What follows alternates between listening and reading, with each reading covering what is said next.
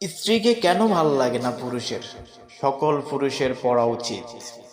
আমার স্ত্রী দেখতে অসুন্দর নয়, তবু কেন জানি তাকে এখন আর ভালো লাগে না।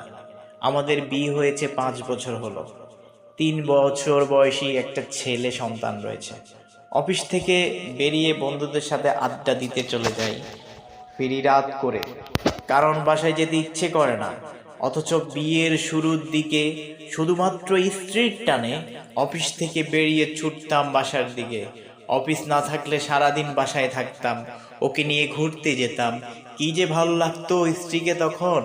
আর এখন ওর দিকে তাকাতেই ইচ্ছে করে না, কথা বলতে ইচ্ছে করে না। ওর আশেপাশে থাকলে বিরক্ত লাগে। বাইরে থাকা অবস্থায় ওর ফোন এলে ধরি না, মেসেজ পাঠালে দেখি না।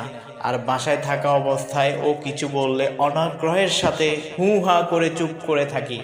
আর রাতে যদি ওর কাছে আসতে চায়, আমি দৃঢ় ভাষায় বলি, জ্বালাতন করো না, সারাদিন অফিস করে ক্লান্ত হয়ে আছি, ঘুমাতে দাও। আসলে ক্লান্তি ক্লান্তি কিছু না, স্ত্রীকে ভালো লাগে না, এটাই মূল কথা। কেন এমন হচ্ছে বুঝতে পারছি না। এই সমস্যা যে একা আমার হচ্ছে তা নয়, আমি আরো অনেক পুরুষের মধ্যে এই সমস্যা দেখেছি। তাদের কেউ কেউ স্ত্রীর প্রতি অনাগ্রহ হারিয়ে পরক্রিয়ায় করছে। আমি নিজে এখনো পরক্রিয়া করিনি, তবে করার দিকে এগিয়ে যাচ্ছি। কোনো পুরুষরা একটা সমস্যা স্ত্রীর প্রতি অনাগ্রহ হারিয়ে ফেলে, এটা জানার জন্য আমি যত পুরুষের সাথে কথা বলেছি তাদের সবাই উত্তর ছিল এরকম, এটাই তো স্বাভাবিক, এক জিনিস কি আর বেশি দিন ভালো লাগে? তাদের উত্তরটা আমার কাছে সঠিক মনে হয়নি। কারণ এক জিনিস বেশি দিন ভালো না লাগলে যদি স্বাভাবিক হয়, তাহলে স্ত্রীর ক্ষেত্রেও সেটা হতো, কিন্তু তা তো হচ্ছে না। স্ত্রীরা বিয়ের যত বছর পরই হোক না কেন, তারা ঠিকই আগ্রহ নিয়ে স্বামীর সাথে কথা বলতে চায়, ঘুরতে যেতে চায়, মিলিত হতে চায়। একটা সময় আমার মনে হলো, কি পুরুষের কোনো মানসিক সমস্যা, ডাক্তার দেখালে ভালো হয়ে যাবে? আমি দ্বিধান্বিত হয়ে মনে একদিন গোপনে এক মানসিক ডাক্তারের কাছে গেলাম। ডাক্তার আমার সমস্যার কথা শোনার পর বললেন, আপনি কি আল্লাহকে বিশ্বাস করেন? বললাম, জি করি। আল্লাহর একটা নির্দেশের কথা আপনাকে বলবো, যদি মানতে পারেন তাহলে আপনার এই সমস্যা দূর হয়ে যাবে, কোনো ওষুধপত্র লাগবে না, গ্যারান্টি দিচ্ছি। কি সেটা?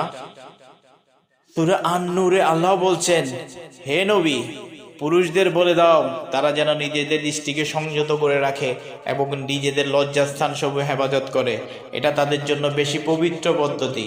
এরপর ডাক্তার দৃঢ় কণ্ঠে বললেন, আল্লাহর এই নির্দেশ আপনি 1 মাস পালন করুন, তারপর নিজের পরিবর্তন বুঝতে পারবেন। নিঃসন্দেহ নিয়ে বললাম, এটাতেই কাজ হয়ে যাবে?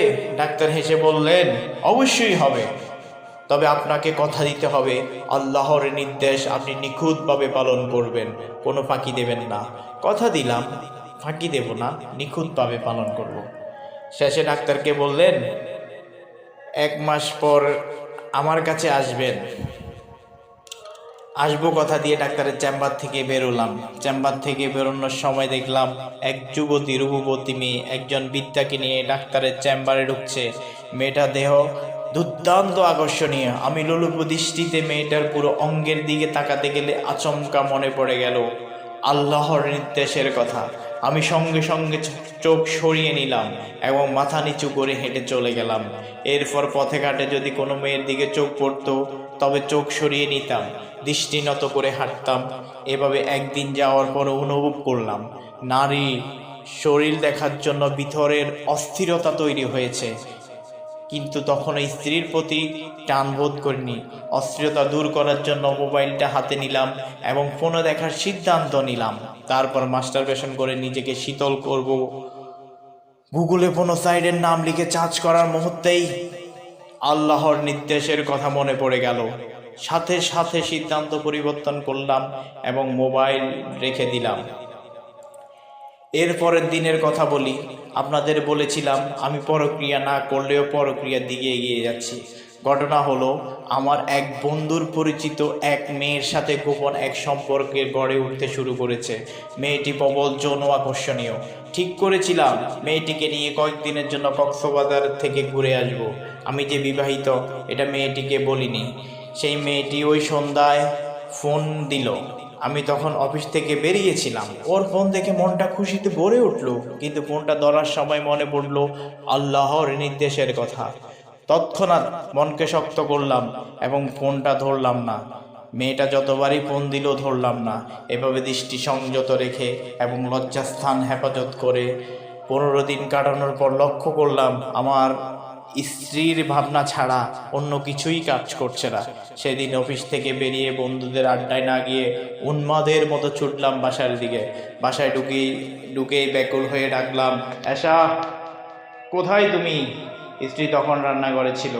আমার চিৎকার শুনে দৌড়ে এলো, কারণ স্ত্রী নাম ধরে বহুদিন ডাক শুনেনি। ও আশ্চর্য হয়ে বলল, কি হয়েছে তোমার, ডাকছো কেন? সে কথায় জবাব না দিয়ে কাঁধে থেকে ব্যাগ ছুঁড়ে ফেলে দিয়ে স্ত্রীকে ঝট করে জড়িয়ে ধরলাম। বিয়ের শুরুর দিকে যেমন করতাম, সে ততক্ষণে আমার উদ্দেশ্য বুঝে গেছে। ছেলেটা ঘুমাচ্ছে, ও যে জেগে যাবে, কি করো কি করো। রুমে যেতে যেতে আচ্ছন্ন স্বরে বলতে লাগলাম, ভালোবাসি আশা, ভালোবাসি। পরদিন ডাক্তারের কাছে গেলাম। ডাক্তার বললেন, এখনো তো 1 মাস পার হয়নি। এসে বললাম, আমার সমস্যা দূর হয়ে গেছে। আমি এখন বুঝতে পেরেছি পুরুষরা স্ত্রীর প্রতি আগ্রহ হারিয়ে ফেলে কেন। অতীতের ভুল আর কখনো করব না। ডাক্তার বললেন, স্বাগতম আপনাকে, আপনার সংসার জন্য আন্তরিক শুভকামনা রইল। ডাক্তারের চেম্বার থেকে আকাশের দিকে তাকিয়ে খুশিয়াল গলায় বললাম, ধন্যবাদ আল্লাহ, আপনাকে ধন্যবাদ। সুবহানাল্লাহ।